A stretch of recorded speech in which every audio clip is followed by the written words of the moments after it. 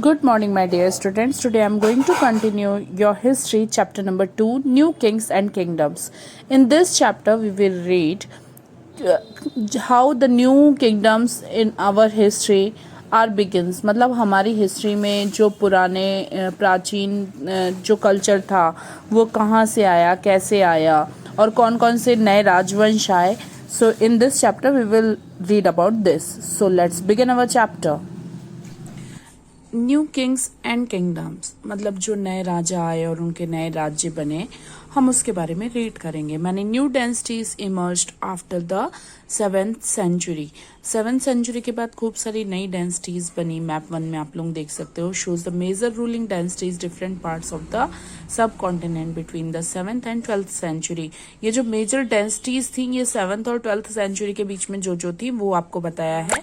इसमें जो major densities थी वो मैं आपको बता रही हूँ. गुज्जर प्रतिहाराज, ये आपको इसमें मैप में देखना है ना. Gujjar Pratihara, Rashtrakuta, Pala, Chola and Chamanas. You can identify the present day state over which they exercise controlled. मतलब प्रेजेंट में कौन कौन से स्टेट में वो लोग कंट्रोल कर रहे थे वो आप लोग देख सकते हो. तो यहाँ पे आप लोगों को खोजना है. ठीक है. Now emergence of new densities. Emergence मतलब उदय और डेंसिटीज मतलब किंगडम्स, जो राजवंश आए थे नए, उनके बारे में हम लोग पढ़ेंगे. By the 7th century, there were big landlords or warriors chief in different regions of subcontinent.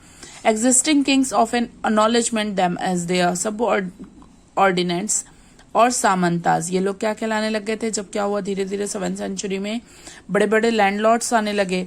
ये लोग अब क्या किए कि सब कॉन्टिनेंट में जाने लगे, वहां के राजाओं से मिलने लगे और वो क्या बनने लग गए, धीरे धीरे सामंता बनने लग गए. जो बड़े बड़े जमींदार थे वो लोग सामंत बनने लगे. They were expected to bring gifts to their kings or overlords, be present at their courts and provide them with military support. अब वो लोग सपोर्ट कैसे करते थे बड़े बड़े राजाओं को? गिफ्ट देते थे और अपना जो भी उनका फौज रहता था उसका वो सपोर्ट देते थे. As सामंतास gained power and wealth, they declared themselves to be महासामंता. जब सामंताओं को ये पावर मिलने लग गया तो वो अपने आप को ही क्या बोलने लग गए, महासामंता बोलने लग गए. फिर उसके बाद महामंडलेश्वर भी बोलने लग गए, मतलब ये एक लॉर्ड के जैसे सर्कल में आने लग गया.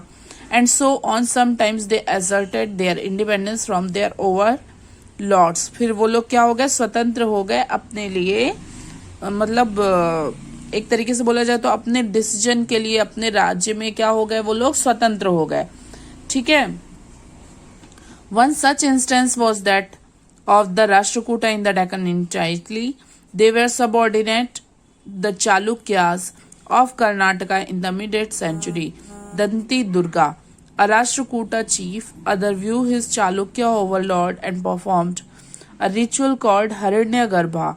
तो ये जो होता था एक हिरण्यगर्भा करके एक रिचुअल होता था जिसमें मतलब ये लोग अपने आप को ही वो बनाने लग गए थे. तो वो एक गोल्डन वॉर्म होता था. उसके बाद ये रिचुअल जब परफॉर्म होता था तब किसकी हेल्प से होता था, ब्राह्मणों की हेल्प से होता था. It was thought to lead the rebirth of the sacrificer as a Kshatriya. तो ये एक रीबर्थ कहलाता था किसका, क्षत्रिय का. Even if he was not one by birth, भले ही वो जन्म से हो या ना हो, पर जब हिरण्य गर्भ होता था तो उसका रीबर्थ होता था. In other case, men from enterprising families used their military skills to carve out kingdoms. For instance, the Kadamba Mayurashtrama and the Gujjar Pratihara Harishchandra was the Brahmins who gave up their traditional professions and took to arms, successfully establishing kingdoms in Karnataka and Rajasthan respectively. इसमें क्या हुआ था कि ये जो गुज्जर प्रतिहारा थे और गुज्जर प्रतिहारा के हरिश्चंद्र थे और कदम्बा के मयूरा शर्मन थे. इन लोगों को ब्राह्मणों ने ही हिरण्य गर्भ करा के, मतलब वो फिर से उन लोगों को क्षत्रिय बना के क्या किए थे, इनके पावर को इस्टेब्लिश कहाँ किए थे. जो मयूर शर्मन था वो कर्नाटका में किंगडम को संभाला था और राजस्थान में ये जो हरिश्चंद्र था उसने संभाला था. Administration in the kingdoms. Many of these new kings adopted high-sounding titles such as महाराजा धीराज। अब क्या हो गया कि कुछ किंग्स लोग जो थे उन लोगों को बड़ा अच्छा लगता था जब कोई उनको महाराजा धीराज बोलता था, तो वो ग्रेट किंग साउंड करता था। तो त्रिभुवना और चक्रवर्ती, ये त्रिभुवना चक्रवर्ती इन लोगों को क्या देने लग गए थे, एक उपाधियां देने लग गए थे। However in spirit of such claims, इस तरीके से ये लोगों को अलग अलग उपाधियां मिलने लग गई थी। They often shared power with their सामंतास as well as with association of peasants। अब ये लोग क्या करते थे, अपने पावर को, जो किंग्स रहते थे वो अपने पावर को सामंताओं के साथ और किसानों के साथ, व्यापारियों के साथ, ब्राह्मणों के साथ, ये क्या करते थे, मतलब सामंता एसोसिएशन बनाता था किसान, ब्राह्मण और व्यापारियों का। तो ये जो किंग्स रहते थे वो अपने पावर को किसके साथ शेयर करते थे, सामंताओं के साथ। In each of these states, resources were obtained from the producers, that is peasants, cattle keepers, artisans, who were often pressured or compelled to surrender part of what they produced। तो अब ये लोग क्या करने लग गए थे कि परस्यूडेड करने लग गए थे अपने पावर को, और कभी कभी क्या होता था कि रेंट भी क्लेम करते थे। मतलब ये लोग ना एक तरीके से अलग अलग पावर को रिसोर्स करने लग गए थे। तो इसमें और भी कई लोग आने लग गए थे, जैसे कुछ जो जानवरों का पालन करते थे, जो कलाकार थे, वो सब। Revenue was also collected from traders. तो रेवेन्यू और किन से कलेक्ट किया जा रहा था, व्यापारियों से भी कलेक्ट किया जा रहा था। Now 400 taxes. The inscriptions of the Cholas who ruled in Tamil Nadu refer to the more 400 terms for different kinds of taxes. The most frequently mentioned tax is veti, taken not in cash but in the form of forced labor, and kadamai or land revenue. There were also taxes on thatching the house, the use of ladder to climb palm trees, assess on succession to family property, etc. These resources were used to finance the king's establishment as well as for the construction of temples and forts। मतलब ये resources जो use किए जा रहे थे, जो इन लोगों से रेंट लिया जाता था, इनको किसके में यूज किया जाता था, किंग्स के एस्टेब्लिशमेंट में, मंदिरों के बनाने में, फोर्ट्स को बनाने में। तो ये सारी चीजों के लिए यूज किया जाता था, which were in turn expected to leads the acquisition of wealth in the form of plunder, the access to land as well as trade routes. तो ये क्या होता था कि लैंड और ट्रेड के रूट्स को क्या कर रहे थे, और भी जमा पाते थे। The functionaries for collecting revenue were generally recruited from influentially families and position of were often hereditary. This was true about army as well. In many cases, close relative of the king held this position. अब कभी कभी क्या होता था कि जो revenue कौन लेता, तो रेवेन्यू कौन लेता, जो भी किंग्स के विश्वसनीय होते या किंग्स के ही बच्चे लोग होते, तो वो लोग जाके क्या करते थे, रेवेन्यू को कलेक्ट करते थे। नाउ प्रशस्ति एंड लैंड ग्रांट्स। प्रशस्ति तो आप लोगों पढ़े हो लास्ट ईयर के चैप्टर में। प्रशस्ति क्या होती थी, किसी भी राजा की जो उसके उन्होंने कितने युद्ध लड़े, उन्होंने क्या क्या किया, तो वो प्रशस्ति में आता था। और लैंड ग्रांट्स क्या होता था कि जब भूमियों का दान, लैंड का दान किया जाता था या लैंड दे दी जाती थी, तो वो लैंड ग्रांट्स कहलाता था। Prashasti contains details that may not be literally true, but they tell us how rulers wanted to depict themselves as valiant, victorious warriors. For example, these were composed by learned brahmanas who occasionally helped in the administration. ये प्रशस्ति जो थी वो किसके द्वारा बनाई गई जाती थी, जो ब्राह्मण होते थे उनके द्वारा। और वो ब्राह्मण, ये ब्राह्मण वो होते थे जो राजाओं के साथ काम किए होते थे, तो वही क्या लिखते थे, प्रशस्ति लिखते थे। Now the achievements of Nagbhatta. Many rulers describe the achievements of Prashastis. You read about the Prashasti of the Gupta ruler Samudragupta last year. One Prashasti written in the Sanskrit and found Gwalior, Madhya Pradesh. ये एक प्रशस्ति के बारे में बताया गया है जो ग्वालियर मध्य प्रदेश में मिली है। इसमें नागभट्टा ने प्रतिहारा किंग के बारे में ऐसे लिखा है, The kings of Andhra, Sindhva, Vibranta, part of Maharashtra and Kalinga, part of Odisha, tell before them even as was a prince. He won a victory of Chakrayuddha. He defeated the king of Vanga, Ananta, Malwa, Kirata, Turushka, वत्समत्स्य। मतलब ये इस तरीके से प्रशस्ति को बनाया जाता था। ये देखो ये प्रशस्ति है, ठीक है, ये प्रशस्ति कॉपर प्लेट्स में ऐसे रहता था और 9th सेंचुरी में ये मिला था और ये पाली संस्कृत में लिखा हुआ है और कुछ पार्ट्स इसके तमिल में लिखे हुए हैं। ठीक है। Now kings often rewarded Brahmanas by grants of land. अब जब प्रशस्ति इस तरीके से लिखी जाती थी तो ब्राह्मणों को राजा लोग क्या देते थे, लैंड की ग्रांट्स देते थे। This were recorded to copper plates which were given to those who received the land. अब ये इस तरीके से क्या किया जाता था, कौन कौन सी लैंड दी जा रही है तो उनको इस तरीके से तांबे के उसमें लिख के उनको दिया जाता था कि कौन कौन सी लैंड उनकी है। ठीक है। Now what was given with the land, जमीन के साथ और क्या दिया जाता था। This is part of a Tamil section of a land grant given by the Cholas. Cholas के द्वारा जो लैंड दी गई थी ये उसके बारे में बताया गया है। अर्थन में we have demarcated by the boundaries of the land by making earthen embankments as well as by planting thorny bushes. This is what the land contains, fruit bearing trees, water। मतलब ये लोग क्या करते थे, उसी जमीन में फ्रूट्स लगाते थे, प्लांटिंग करते थे, है ना, तो कुएं बनाते थे और एक ओपन स्पेस छोड़ते थे ताकि वो सबके काम आए। He who received the land can collect taxes from it. He can collect taxes imposed of judicial officers as fines. The tax on betel leaves, that on woven cloths as well as on vehicle. He can build large rooms with upper stories made by baked bricks. He can get large and small wells dug. He can plant trees and thorny bushes if necessary. He can get canals। मतलब ये सारी चीजें जो उनको जमीन मिलती थी वो उसपे कर सकते थे। वो चाहते तो उसका कर ले सकते थे, जो टैक्स होता था वो ले सकते थे, या कुएं बना सकते थे, या बिल्डिंग बना सकते थे। मतलब वो पूरे तरीके से उस जमीन में अपना एकस्व अधिकार रखते थे।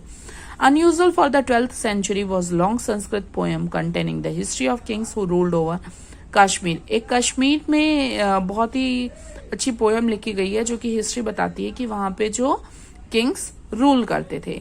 It was composed by an author named Kalhana. He used variety of sources including the inscription, documents, every eyewitness accounts and earlier histories to write his account unlike the writers of prashasti. जैसे प्रशस्ति लिखी गई है वैसे ही उस time कालाहना करके एक कवि थे, उन्होंने उस टाइम की प्रशस्तियों का यूज करके, उस टाइम के आई विटनेसेस का यूज करके एक पोयम लिखी। He was often critical about rulers and there policies. Sorry. तो उन्होंने ये भी बताया है कि कितनी क्रिटिकल कंडीशन हुआ करती थी उस टाइम की रूलर और पॉलिसीज के बारे में। Now warfare for wealth. You may have noticed that each of these ruling dynasties was based in a specific region.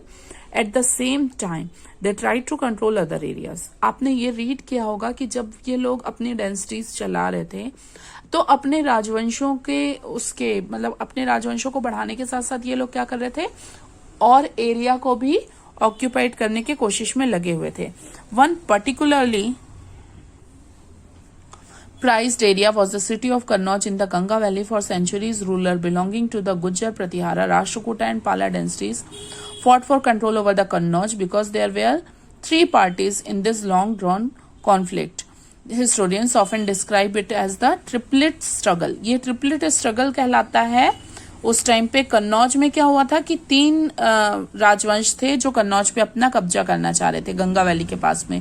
तो ये कौन कौन से थे, गुज्जर प्रतिहारा थे, राष्ट्रकूटा और पाला डायनेस्टीज। तो ये तीन लोग हो गए थे कन्नौज में करने के लिए। तो ये ट्रिपलाइट स्ट्रगल कहलाता है। As we see in page number 62.66, ruler also tried to demonstrate their power and resources by building large temples. तो लोग क्या, रूलर्स और क्या कर रहे थे, पावर को बढ़ाने के लिए, अपने बिल्डिंग्स के पावर को और बड़ा करने के लिए। So when they attacked one another's kingdom they often choose to target temples which were sometimes extremely rich। तो ये लोग और क्या करते थे, मंदिरों पे भी आक्रमण करते थे क्योंकि मंदिर बहुत ही रिच होते थे। आप लोग इसके बारे में और भी चैप्टर नंबर 5 में पढ़ोगे। One of the best known such ruler Sultan Mohammad Ghazni Afghanistan. He ruled from 997 to 1030 and extended control over parts of Central Asia, Iran and the northwestern part of subcontinent. He raided the subcontinent almost every year. His targets were wealthy temples, including that of Somnath Gujarat के, देखो मोहम्मद गजनवी के बारे में बताया गया है जो कि अफगानिस्तान में था। उसने 997 से 1030 तक के अपना शासन चलाया। कहाँ पे? सेंट्रल एशिया, ईरान और नॉर्थ वेस्टर्न पार्ट ऑफ कुछ सब कॉन्टिनेंट के कुछ पार्ट्स में। ये हर साल क्या करता था? सोमनाथ के मंदिर में आक्रमण करता था। ठीक है, ये गुजरात में है सोमनाथ मंदिर, आप लोग जानते होंगे। तो यहाँ से इसने बहुत सारे जो वेल्थ थी उसको चुरा के लेके गया और वहां पे अपनी कैपिटल को बनाया था, गजनी को। ठीक है, मतलब यहाँ से ये लोग सामान चुरा के लेके जाते थे और अपने देश को स्ट्रांग बनाते थे। Sultan Mohammad was interested in finding out more about the people conquered for interested in scholar named Al Biruni to write an account of the subcontinent. This Arabic word known as the Kitab ul Hind. तो Al Biruni में इन्होंने लिखा है कि मतलब किताबुल हिंद में कि एक इम्पॉर्टेंट सोर्स ऑफ हिस्ट्री का था, जिसमें कंसल्ट किया गया कि संस्कृत स्कॉलर्स जो थे वो इसको प्रिपेयर करेंगे। Other kings who engaged in welfare included the Chamanas, later known as the Chauhan. ये चमनास जो थे वो आज की डेट में मतलब बाद में ये लोग चौहान के नाम से फेमस हुए। ये कहाँ पे रूल करते थे? दिल्ली और अजमेर में। They attempt expanded their control on the west and the east where they were opposed by the Chalukyas. ये लोगों ने अपना शासन कहाँ चलाया? चालुक्यास के द्वारा गुजरात और खंडवालास और western Uttar Pradesh. The best known Chamanas ruler were Prithviraj. जो बेस्ट रूलर थे वो 1168 से 1192 में पृथ्वीराज थे। Who defeated an Afghan ruler named Sultan Mohammad Ghori. उनको फिर किसने हराया? मोहम्मद घोरी ने हराया इन 1191 में, but lost him to every next year in 1192 पर। लेकिन फिर से इन्होंने क्या घोरी फिर से हार गया 1192 में। How did the Cholas rise to power? मतलब चोला ने फिर अपने पावर को कैसे बढ़ाया? A minor chiefly family known as the Muttariyar held power in the Kaveri delta. ये लोगों ने अपना पावर कहाँ से कहाँ बनाया? कावेरी डेल्टा में। ये जो देखो ये वाला जो एरिया है ना, ये फ्लक्चुएटिंग फ्रंटियर का है। मतलब यहाँ पे चोला भी आए और खक्तियास, ये वेंगी, ये सब एरियाज के नेम है। ठीक है, तो middle of the 9th century he built the own Tanjavur and the temple for goddess Nishumbhasudani there. मतलब निशुम्भसुदनी का उन्होंने एक टेम्पल बनाया। The successors of Vijayalaya conquered neighboring regions and the kingdoms grew in size and the power. The Pandyas and the Pallavas territories to the south and north were made part of this kingdom. ये जो territories थी पल्लवा की, ये south और north में क्या बनाई गई? एक किंगडम बनाई गई। Raj Raja, I consider the most powerful Chola ruler, became king in 985 and expanded control over most of these areas. He also recognized administration for the empire. ये क्या करने लग गई? और administration के लिए, empire के लिए administration बनाना चालू कर दी। Raj Raja's son Rajendra I continued his policies and even raided the Ganga Valley, Sri Lanka and countries of Southeast Asia, developing a navy for this expeditions. ये लोग क्या करने लगे? साउथ ईस्ट एशिया में अपने power को और भी ज्यादा बढ़ाने लग गए। Splendid temples and bronze sculpture.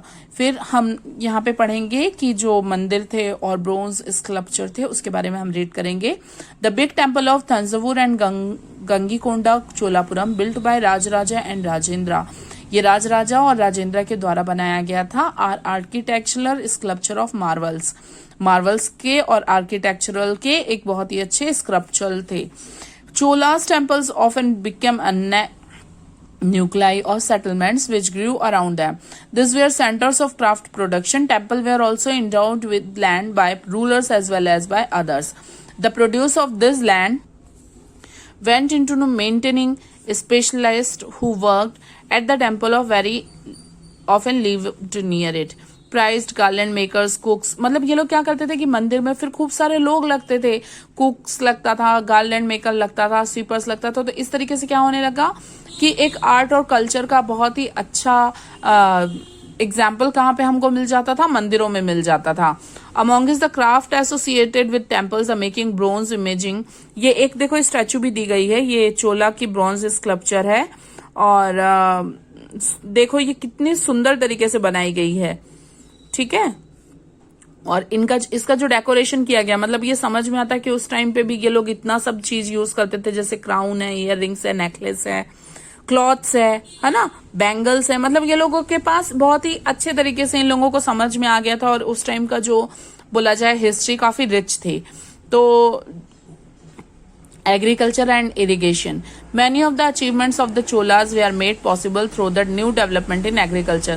चोला लोगों ने बहुत ही ज्यादा एग्रीकल्चर के फील्ड में भी बहुत ज्यादा क्या किया, उन लोगों ने नया नया इन्वेंशन किया। Look at the map 2 again. Notice that river Kaveri branches off several small channels before emptying into the Bay of Bengal. These channels overflow frequently. Depositing channels also provides the necessary moisture and agriculture, particularly cultivation of rice. तो ये चोला लोगों ने क्या किया कि rice का इनका जो एटमॉस्फेयर था और कल्टीवेशन के लिए बहुत ही ज्यादा अच्छे से इन लोगों को कौन सा एरिया सही, कल्टीवेशन के लिए इनको कौन सी क्रॉप सही लगी, तो राइस की क्रॉप सही लगी, तो इन लोगों ने कल्टीवेशन के नए नए तरीके भी निकाले। Also agriculture had developed earlier in अंदर small Tamil Nadu, it was only from the 5th और 6th century that this area was opened up large scale cultivation. Forest had to be cleared if some regions, land had to be leveled in other areas.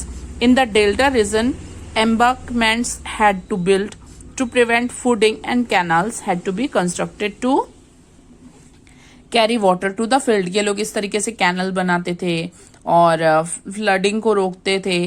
तो ये क्या होता था कि हर तरीके से इन लोगों ने अपने कल्टीवेशन को बहुत ही एडवांस किया। अब देखो यहाँ पे दो तरीके से हर साल क्रॉप को उगाया जाता था। In many cases it was necessary to water crops artificially. A variety of methods were used for irrigation. In some areas, wells were dug. In other places, huge tanks were constructed to collect rain water. अब क्या किया जाने लगा कि rain water को collect करने के लिए भी कुएं खोदने जाने लगे। Remember that irrigation work require planning. एक इरिगेशन का जो वर्क होता था वो किसके अंतर्गत होता था, प्लानिंग के अंतर्गत होता था। Organising labour and resources, maintaining this works and deciding on how water is to be shared. और इसके साथ में क्या बताया जाता था कि वाटर को कैसे डिसाइड किया जाएगा, मतलब वाटर को कैसे शेयर किया जाएगा। Most of the new rulers as well as people living in village took an active interest in this activities. अब क्या होता है कि पीपल जो विलेज में रहते थे वो लोग क्या होता था कि हर तरीके से जो नए लोग होते थे वो लोग विलेज में रहते थे। अब वो लोग क्या करते थे कि बहुत ही एक्टिव इंटरेस्ट लेते थे इन सारी चीजों में। The administration of the empire, how was the administration organised, organised कैसे किया जाता है एम्पायर का। तो settlements of peasant known as ur, इनको क्या बोला जाता था, अर बोला जाता था सेटलमेंट के अकॉर्डिंग, किसको, किसानों को। Became prosperous with the spread of irrigation agriculture, groups of the such villages formed larger units called Nadu. अब इनको क्या बोला जाने लगा, जो एग्रीकल्चर और इरिगेशन का काम करते थे उनको नाडू बोला जाने लगा। The village council and the Nadu perform several administrative functions. अब ये लोग क्या करते थे, विलेज काउंसिल जो होती थी वो नाडू के साथ मिलके बहुत ही अच्छे से हर फंक्शन को ऑर्गेनाइज करती थी, चाहे वो जस्टिस का हो चाहे वो टैक्सेस के कलेक्टिंग का हो। Rich peasants of the Vellala, rich peasants जो थे वो वेल्लाल के वो क्या कहलाते थे, caste exercise considerable control over the affairs of the nadu under the supervision of the central Chola government. Chola government के सुपरविजन में नाडू हर काम को ध्यान में रख के कर रहे थे। The Chola kings gave some rich landowners titles like muvendavelan, a vallon of peasant serving 3 kings, Ariyar, et extra as a makers of respect and entrusted them with important official of the state of the center at the center। मतलब ये जो क्या हो रहा था कि जो markers थे वो रिस्पेक्ट और इंटरेस्टेड के लिए बहुत ही ज्यादा अपने ऑफिस को इम्पोर्टेंट देते थे और स्टेट के सेंटर में रहा करते थे। We have been that Brahmanas often receive land grants brahmadeya, तो ब्राह्मणों को जो लैंड दी जाती थी वो ब्राह्मदेय कहलाती थी। As a result of large number of Brahmana settlements emerged in a Kaveri valley as in other parts of South India. तो बहुत सारे ब्राह्मण और किसान ऐसे थे जो अपना सेटलमेंट कहाँ पे कर रहे थे, कावेरी रिवर के पास कर रहे थे। Each Brahmadev was looked after bye N assembly of सभा प्रोमिनेंटेड ब्राह्मण लैंड होल्डर्स। एक ये क्या होता था कि एक ब्राह्मणा लैंड होल्डर्स के द्वारा ही एक सभा में दिया जाता था। This assemblies work very efficiently.